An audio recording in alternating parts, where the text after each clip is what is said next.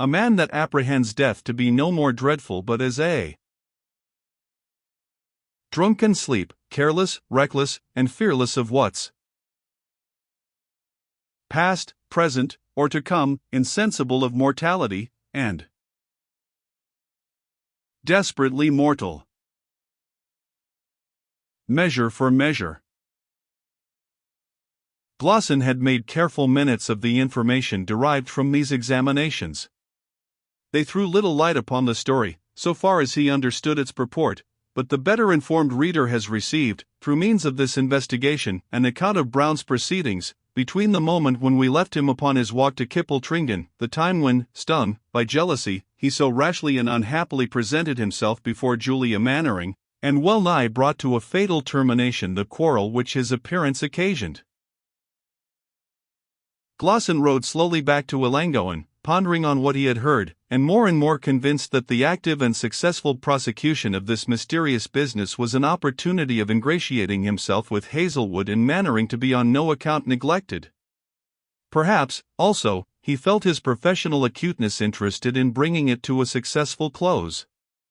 It was, therefore, with great pleasure that, on his return to his house from Kippletringan, he heard his servants announce hastily that MacGuffick, the thief-taker, and TWA or 3 concurrents, had a man in hands in the kitchen waiting for his honor.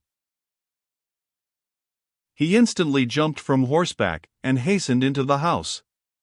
"Send my clerk here directly, you'll find him copying the survey of the estate in the little green parlor. Set things to rights in my study, and will the great Leatham chair up to the writing table, set a stool for Mr. Scrow." Scrow, to the clerk, as he entered the presence chamber, hand down Sir George Mackenzie on crimes, open it at the section vis publicati privata, and fold down a leaf at the passage anent the bearing of unlawful weapons. "Now lend me a hand off with my mucklecoat, and hang it up in the lobby, and bid them bring up the prisoner. I trow I'll sort him, but stay, first send up MacGuffick. Now, MacGuffick, where did you find this shield?"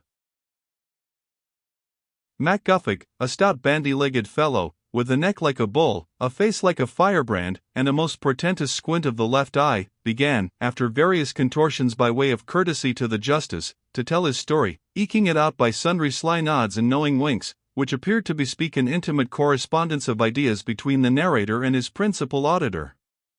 "Your Honour sees I went down to yon place that your Honour spoke o', that's kept by her that your Honour kens o', by the seaside, so, says she, what are you wanting here? Ye'll be come why a broom in your pocket frae Ellangowan, so, says I, deal a broom will come frae their awa, for ye can, says I, his Honour Ellangowan himself in former times." Well, said Glosson, no occasion to be particular, tell the essentials. "Weel, so we sat niffering, bargaining, about some brandy that I said I wanted, till he came in." "Who?" He, pointing with his thumb inverted to the kitchen, where the prisoner was in custody. "So he had his griego wrapped close round him, and I judged he was not dry-handed, unarmed, so I thought it was best to speak proper, and so he believed I was a Manx-man, and I kept I between him and her, for fear she had whistled. Given information to the party concerned, and then we began to drink about, and then I bet he would not drink out a quartern of Hollands without drawing breath, and then he tried it, and just then Slouching Jock and Dick Spurham came in, and we clinked the darbies, handcuffs, on him, took him as quiet as a lamb, and now he's had his bit sleep out, and is as fresh as a May Gowan, to answer what your Honour likes to speer." Inquire, this narrative, delivered with a wonderful quantity of gesture and grimace, received at the conclusion the thanks and praises which the narrator expected. "Had he no arms?" asked the justice. Aye, they are never without barkers and slashers." "Any papers?" "This bundle, delivering a dirty pocket-book." "Go downstairs, then, MacGuffick. And be in waiting." The officer left the room. The clink of irons was immediately afterwards heard upon the stair, and in 2 or 3 minutes a man was introduced, handcuffed and fettered. He was thick, brawny, and muscular, and although his shagged and grizzled hair marked an age somewhat advanced, and his stature was rather low, he appeared, nevertheless, a person whom few would have chosen to cope with in personal conflict. His coarse and savage features were still flushed, and his eye still reeled under the influence of the strong potation which had proved the immediate cause of his seizure. But the sleep, though short, which MacGuffig had allowed him, and still more a sense of the peril of his situation, had restored to him the full use of his faculties.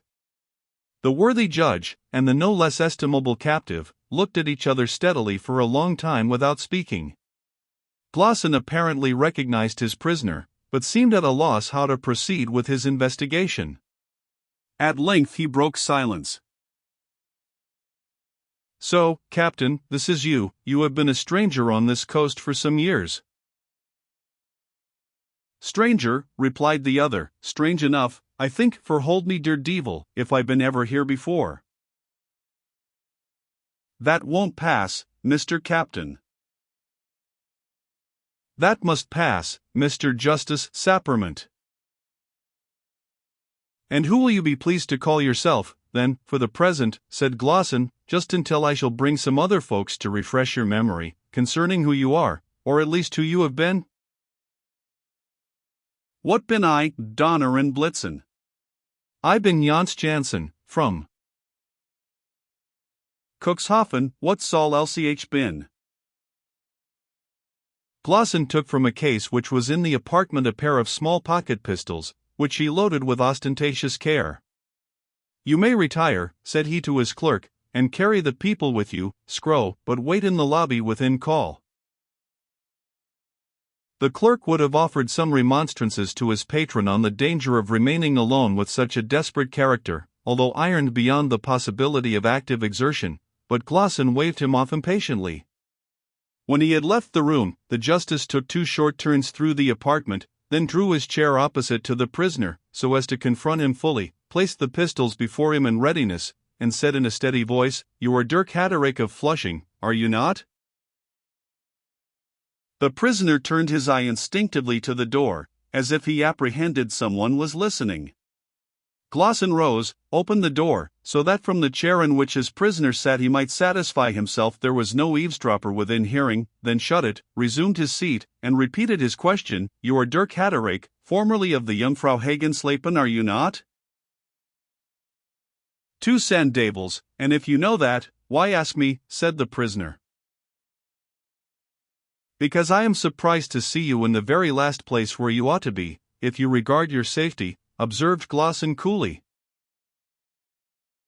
"Der devil, no man regards his own safety that speaks so to me."